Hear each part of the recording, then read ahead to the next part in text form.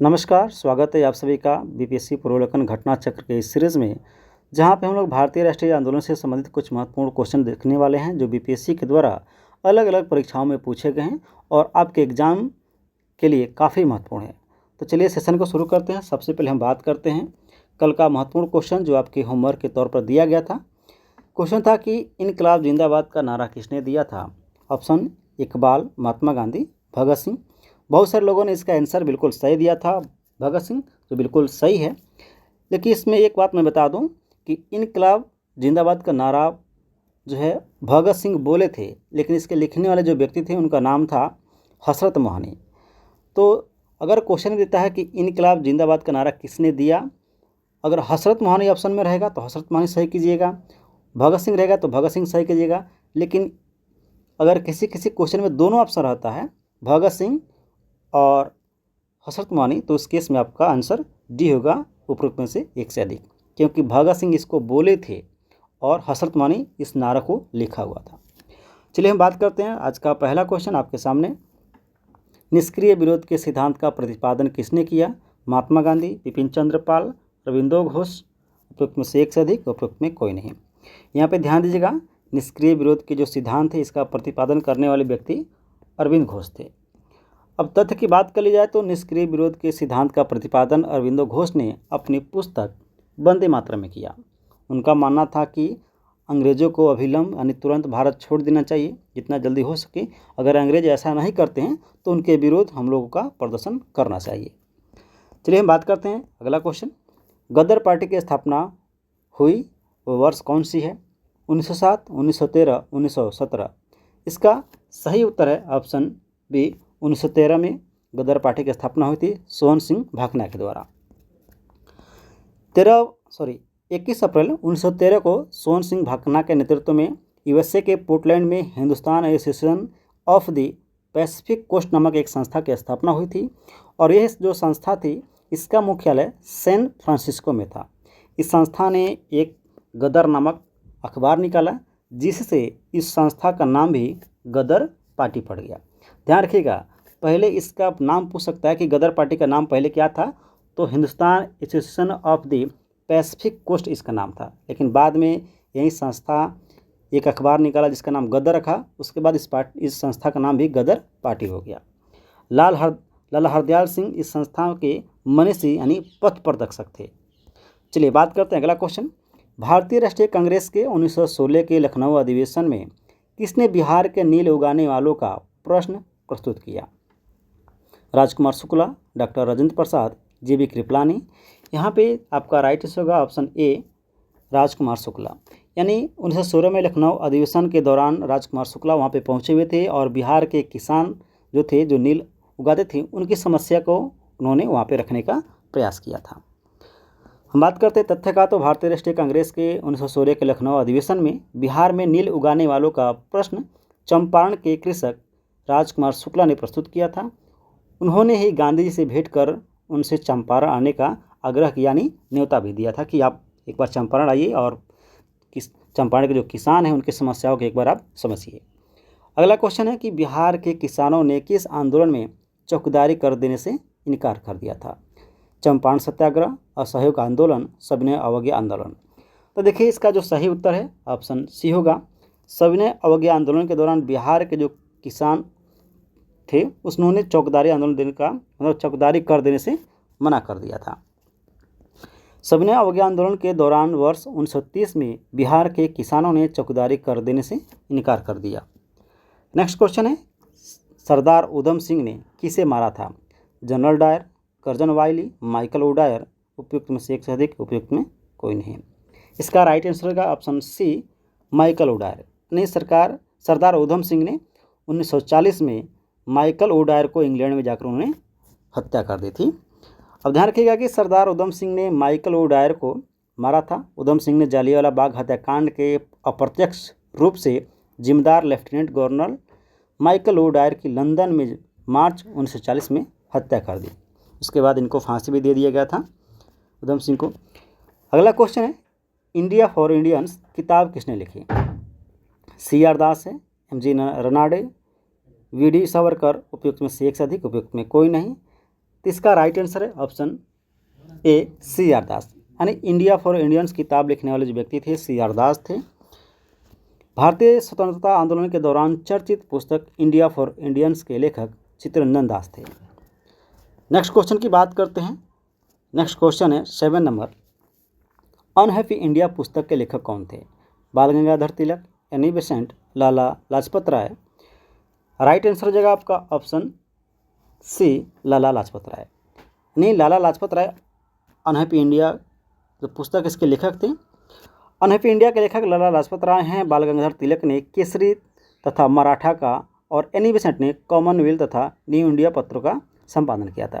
ध्यान रखिएगा कि केसरी जो है ये अंग्रेजी में था और जो मराठा था ये आपका हिंदी में था।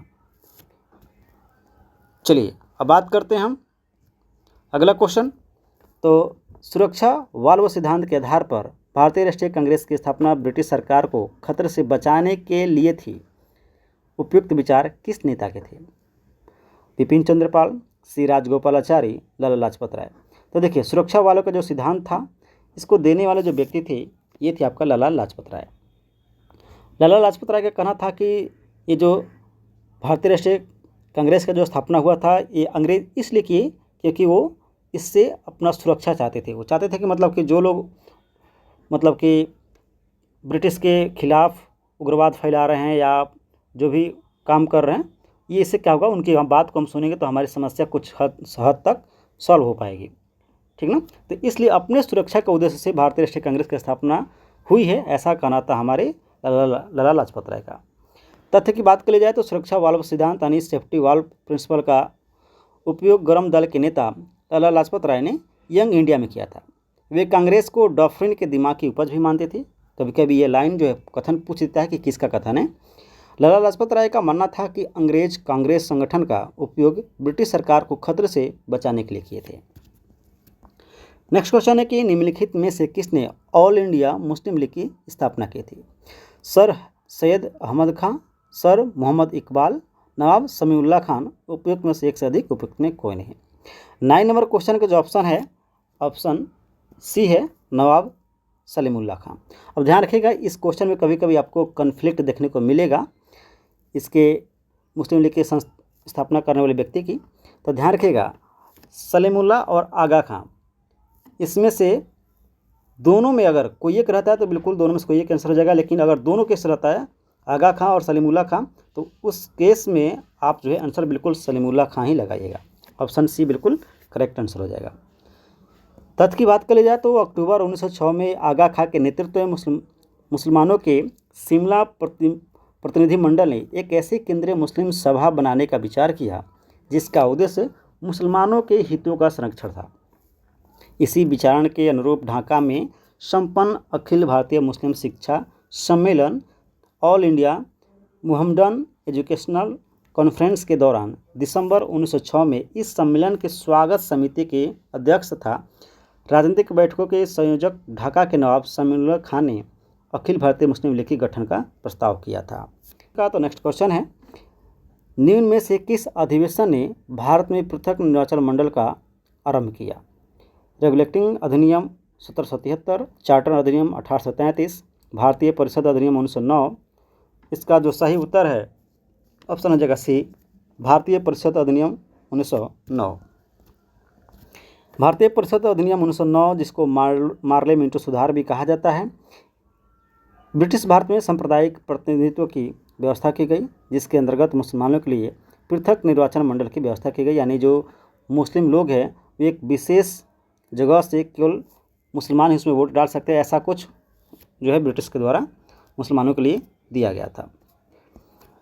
अगला क्वेश्चन है कि 1915 में होम रूल लीग किसने प्रारंभ की थी? Gopal Krishna Gokhale, Annie Besant, G S. Khaparde. तो ध्यान रखिएगा जो 1915 में जो होम रूल लीग की स्थापना तो हुई नहीं थी लेकिन विचार आया था और विचार आया था एनी बेसेंट को। ऑप्शन बी बिल्कुल करेक्ट आंसर है। और आप सभी लोग जानते हैं कि एनी बेसेंट दो ही लोग ने प्रारंभ किया था, तिलक जी और सरोजिनी नायडू, एनी बेसेंट। ध्यान रखिएगा वर्ष 1915 में होम रूल लीग प्रारंभ करने का विचार सर्वप्रथम एनी बेसेंट के द्वारा प्रतिपादित किया था। अप्रैल 1916 में बाल गंगाधर तिलक और सितंबर 1916 में एनी बेसेंट द्वारा अपनी अपनी होम रूल लीग की स्थापना की गई थी। नेक्स्ट क्वेश्चन है कि 1940 में पटना महिला विश्व महाविद्यालय की स्थापना निम्नलिखित में से किस समाज द्वारा की गई थी? Sister of the apostolic Carmel, society of Jesus, Irish Christian brothers. यहाँ पे आपका राइट आंसर होगा option A, sisters of the apostolic Carmel.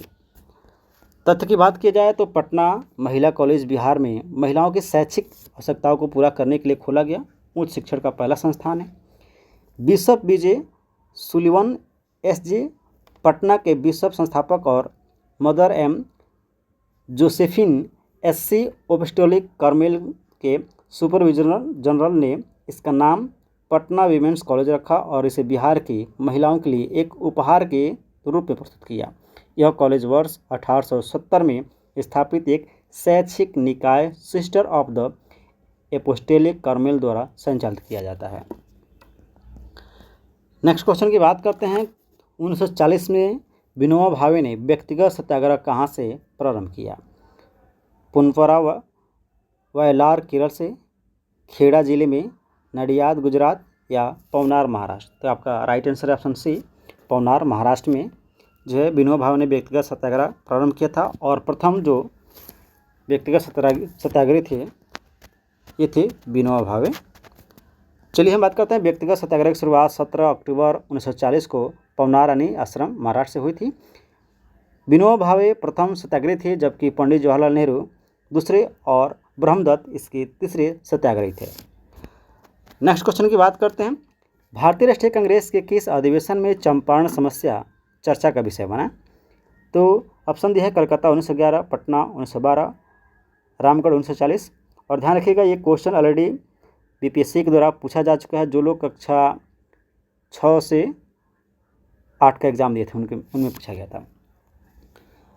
यहाँ पे आपका राइट आंसर ऑप्शन ये होगा, उपयुक्त में से कोई नहीं, क्योंकि भारतीय राष्ट्रीय कांग्रेस के जो लखनऊ अधिवेशन था 1916 में, उसी में बिहार के किसान जो है राजकुमार शुक्ला पहुँचे थे और उसी अधिवेशन में बिहार यानी चंपारण के समस्या पर बात हुई थी। तो ऑप्शन आपका ई करेक्ट आंसर होगा, यानी उपयुक्त में से कोई नहीं। तथ्य की बात की जाए तो वर्ष 1916 में लखनऊ में आयोजित कांग्रेस के 37वें अधिवेशन में राजकुमार शुक्ला यानी चंपारण के जो किसान हैं तो चंपारण की समस्या को लेकर गांधी जी से मुलाकात की तथा गांधी जी चंपारण आने का अनुरोध किया। शुक्ल जी के अनुरोध पर गांधी जी ने 1917 में चंपारण आंदोलन का सफल नेतृत्व किया। नेक्स्ट क्वेश्चन की बात करते हैं। नेशनल कॉलेज और बिहार विद्यापीठ का शिलान्यास किसके द्वारा किया गया था? तो ये किया गया था महात्मा गांधी जी के द्वारा। ऑप्शन सी बिल्कुल आपका सही उत्तर हो जाएगा कि नेशनल कॉलेज और बिहार विद्यापीठ का शिलान्यास महात्मा गांधी जी ने किया था। बिहार विद्यापीठ का उद्घाटन फरवरी 1921 में गांधी जी ने किया था। नेक्स्ट क्वेश्चन है, किसने चंपारण सत्याग्रह के दौरान बिहार में गांधी जी की जान बचाई थी? रविंद्र पाठक, बतख मियाँ, हामिद अंसारी। तो आपका सही उत्तर ऑप्शन बी है, बतख मियाँ। जो इरविन ने इनको खाने पर बुलाया था यानी शाम के खाने पर, और इरविन ने जो है अपने जो रसोइया था उससे कहकर दूध में जहर मिलवा दिया था, लेकिन बतख मियाँ ने ही महात्मा गांधी के सामने क्या किया, उनकी जान बचाने का प्रयास किया और शायद बता भी दिए थे कि हाँ इसमें जहर है। चंपारण सत्याग्रह के समय नील बागान के प्रबंधक इरविन ने, डार्विन नहीं होगा ये मिस्टेक है, इरविन ने गांधी जी को रात्रि भोज पर आमंत्रित किया। इरविन ने अपने रसोई यानी बतख मियाँ को गांधी जी को जहरीला दूध परोसने के लिए कहा था। बतख मियाँ ने अपने मालिक की आज्ञा का पालन किया, लेकिन साथ ही गांधी जी को दूध की सच्चाई भी बता दी और डॉक्टर राजेंद्र प्रसाद इस घटना के गवाह भी थे। बात करते हैं अगला क्वेश्चन 17 नंबर है। 1937-1938 के दौरान बिहार में बर्खास्त आंदोलन किसके द्वारा आयोजित किया गया था? ऑप्शन पीर अली खान, स्वामी दयानंद सरस्वती, स्वामी सहजानंद सरस्वती। तो देखिए बर्खास्त आंदोलन के जो आयोजित किया गया था ये किया गया था स्वामी सहजानंद सरस्वती के द्वारा। ऑप्शन सी बिल्कुल सही उत्तर है। वर्ष 1937-38 के मध्य बिहार में बर्खास्त आंदोलन के प्रमुख नेता स्वामी सहजानंद सरस्वती माने जाते हैं। बर्खास्त का अर्थ होता है स्वयं जोता हुआ, यानी जो स्वयं से जोता हुआ जो खेत है। प्रायः जमींदार बर्खास्त भूमि में काश्तकार को बेदखल कर देते थे। इस आंदोलन के दौरान किसानों ने बेदखली के विरुद्ध संघर्ष किया था। नेक्स्ट क्वेश्चन की बात करते हैं। निम्नलिखित में से किस आंदोलन में महात्मा गांधी ने भूख हड़ताल को हथियार के रूप में सर्वप्रथम प्रयोग किया था? यानी कौन सा ऐसा आंदोलन था जहाँ पे महात्मा गांधी ने सबसे पहले भूख हड़ताल की अपना जो हथियार था यानी अपना प्रयोग किया था? तो यहाँ पे देखिए ऑप्शन दिया है रॉलेट सत्याग्रह, असहयोग आंदोलन, अहमदाबाद हड़ताल। यहाँ पे आपका ऑप्शन होगा सी, अहमदाबाद मिल हड़ताल जो था यहाँ पे सबसे पहले महात्मा गांधी ने भूख हड़ताल किया था। ऑप्शन सी बिल्कुल सही उत्तर हो जाएगा 18 नंबर क्वेश्चन का। तथ्य की बात कर ली जाए तो अहमदाबाद मिल हड़ताल वर्ष 1917 से 18 के दौरान हुई थी और महात्मा गांधी ने पहली बार भूख हड़ताल 3 दिन के लिए किया था और इसके हथियार के रूप में उन्होंने प्रयोग किया।